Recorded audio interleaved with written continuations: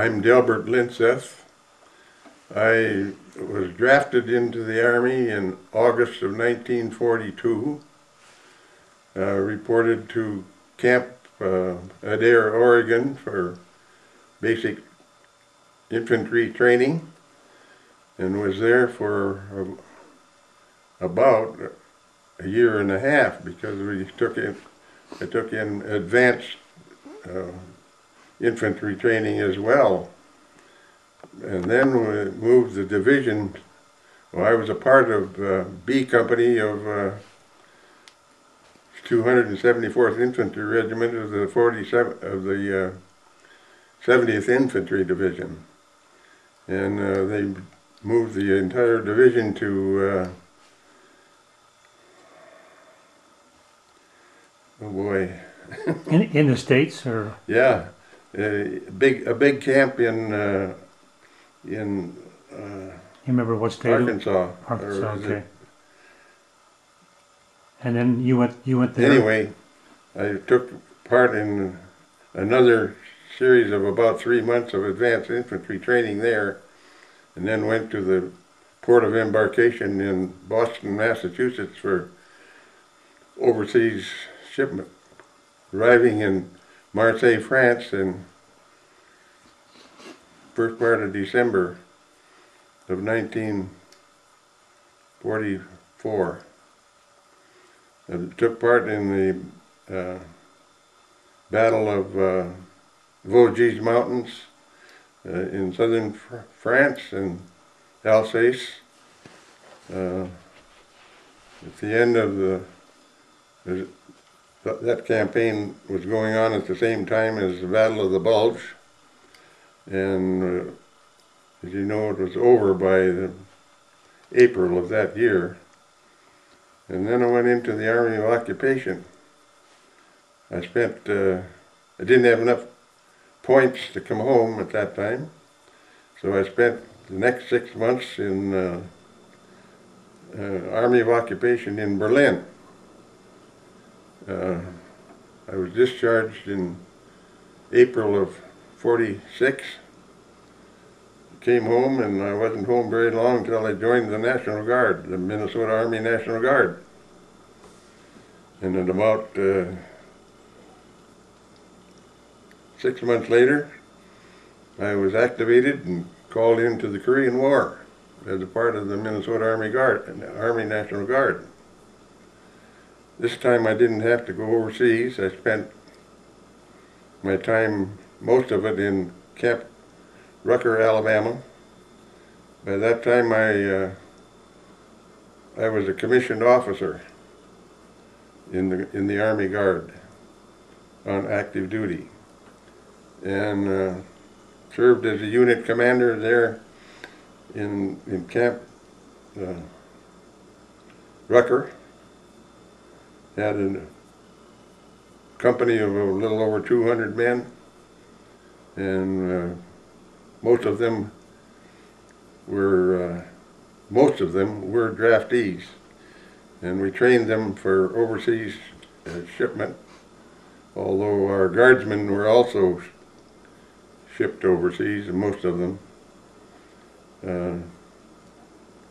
I served in that capacity until September of '52, I think it was.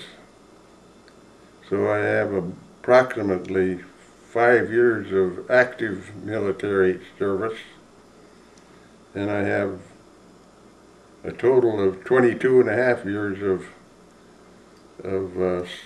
service combined with National Guard time. So I'm a retired Army National Guard officer. Tell me about when you were part of the occupation. What did you have to do in Berlin? Well, my primary duty there in Berlin, I was a master sergeant. That's a sergeant, platoon sergeant of a rifle company, and of course there's no. By that time, training was neglected, or so I was a part of the color guard. My best buddy and myself were. He actually carried the colors, and I carried a rifle, and we took part in, oh boy, parade after parade. We were right next door to the big headquarters for the 3 commands, you know. Mm-hmm. And there was always generals coming in there, and every time a general came into Tempelhof Airfield, Mitchell and I had to parade in front of him. So that's what my primary duty was in Berlin, was as a color guard. How did you find it to get along with the German people at that time? Well, there was no problem with the German people, but the Russians, that was a different matter. Oh. You didn't dare go into the Russian zone, or you'd be detained. And the only way to get you out is your company commander would have to go in there and get you. We were constantly bumping up against the Russian guards right there in the Tempelhof air terminal, and they would walk around with their one hand underneath their overcoat to indicate they had a hand on a pistol. They were not very friendly people, but with the Germans, there was no problem with the German people. Now, when you went into France during the Bulge, did you end up in a combat situation, or was that taken care of? No. No, I went. I spent 2 days on what was called CP2, which was a mud hole. Got onto 40 and 8s, and I suppose we was on there for a day and a half about, and then went into combat. Did anybody from your company not come home? Oh, yes. Quite a few. Yeah. Did you end up with any kind of wounds yourself then, or did you get through it okay? No, other than trench foot. I froze my feet badly during that, what was it, about 3-week period there where the weather was so very bad. I froze my feet, and they got to be about a size 12. I was wearing what I call lumberjack rubbers. That's the only thing I could get my feet in.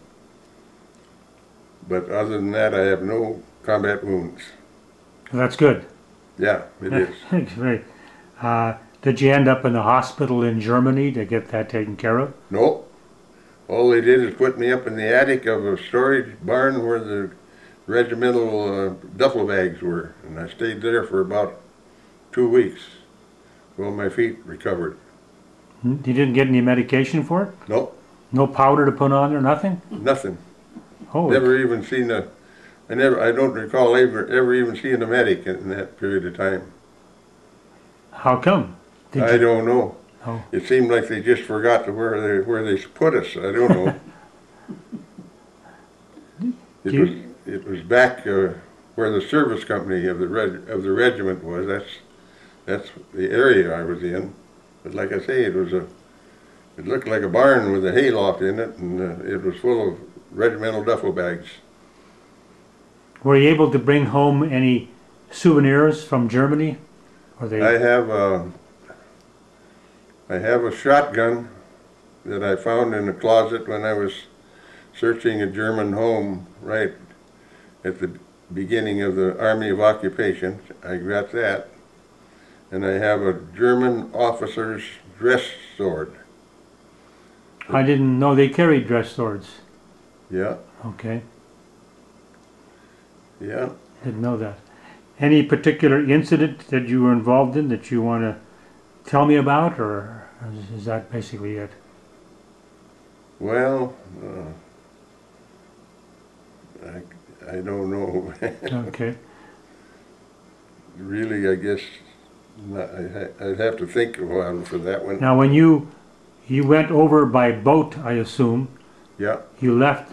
You left where? New York City or? Boston, Mass. Oh, you said Boston. Okay. It was on the USS Mariposa, which was a luxury liner that had been reconditioned for troop carrier. I think we had, I know we had our whole regiment on there, which is about, what is a regiment? That's a regiment that I would guess is about 3,000 people. I know we had that, our own regiment, and we had a medical battalion. So there was quite a few people on there, and the ship was fast enough so that we had no escort. They took a winding path, and they claimed that that was a way to avoid submarines in those days. Weren't you a little concerned about submarines being, you know, by yourself? Oh yeah, but they claimed that the speed of the boat was enough to avoid a submarine attack, and obviously, because Lord knows there was a lot of submarines at that time, they were really taking care of a lot of shipping anyway. Yeah. Okay. When you came back, you were in the National Guard. Did you get deployed any place else besides the Korean conflict? Did you ever get called out? No. Okay. Well, yeah, before the Korean War started, there was a strike in the meat packing plant in St. Paul, South St. Paul. They called the guards out for that. Ah, yes. And we quelled that little deal. That was ridiculous. Had a bunch of World War II veterans with fixed bayonets going down the street. Crying. Yeah, I can see. Delbert, thank you for taking the time today to talk to me and relate to some of your experiences. You're welcome. Thank you.